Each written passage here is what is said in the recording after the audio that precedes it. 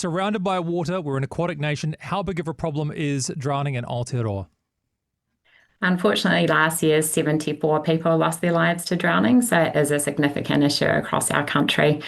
And drowning is preventable. So that is the piece to remember here, that there is always something that you can do. And the question I pose for your listeners today is, if you end up in the water, how prepared are you? Ooh. Oh, how prepared are you if you end up in the water? Okay, let's talk about this because it is Safer Boating Week. And often people think about going out on the boat and they don't actually think about getting in the water, which is kind of weird, right? Because you're on top of Yeah. the water. So, what do you think boaters should be doing before they hit the water to answer that question themselves? So there's three key messages that we recommend at the start of the unofficial summer boating season, and that is to always check and understand the marine forecast before you head out on the water. Second is to always wear a correctly fitted life jacket. And the third is to try to ensure you have two waterproof forms of communication, and ideally one of those on your body.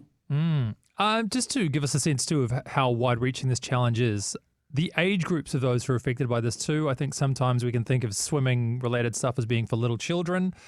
What do we know about the age groups of those who are affected by drowning in New Zealand? The ages do vary. It's increasingly becoming an issue for adults, and in particular older adults. Often that is for a number of reasons, actually, but a number of the drowning fatalities are because people never intended on being in the water. They simply don't know what to do. They might have fallen off a boat, they've been swept off the rocks while fishing, they fall off a wharf. We are taught how to swim, but that's only one part of the issue. One is actually, how do you survive if you end up fully clothed in the water and you just don't know what to do. Yeah, and I imagine that Kiwis have that she'll be right kind of attitude, which is probably, well, it is definitely very unhelpful when it comes to going in the water and being prepared for these situations that can happen, which are completely out of your control.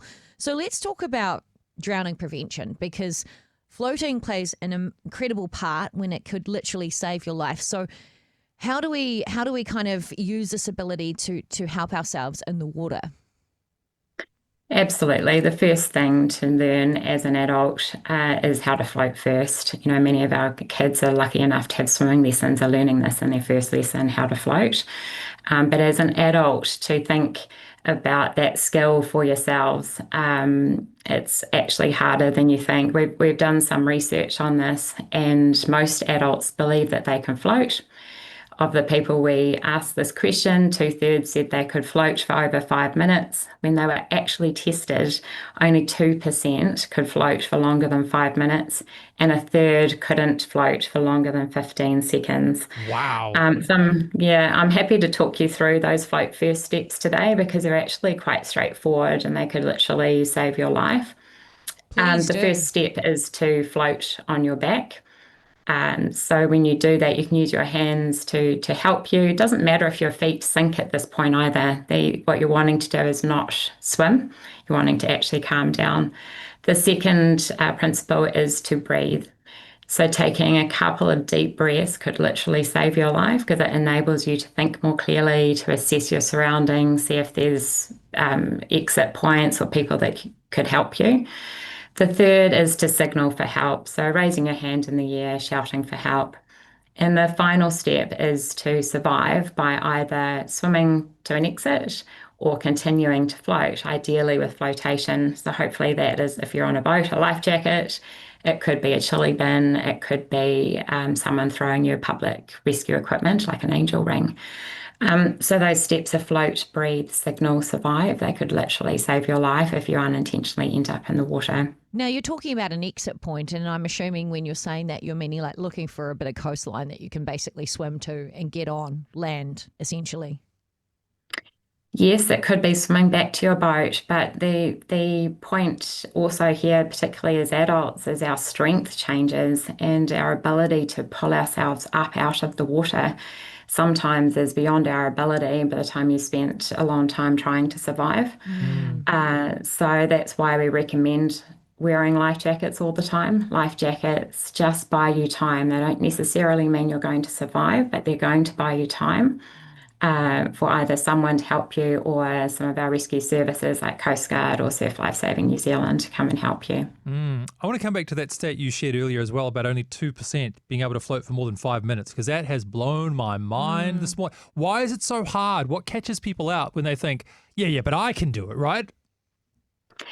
Well, I think that we just think it will be easy. And when you're panicked, so when you end up in the water when you never meant to, your natural response is to panic.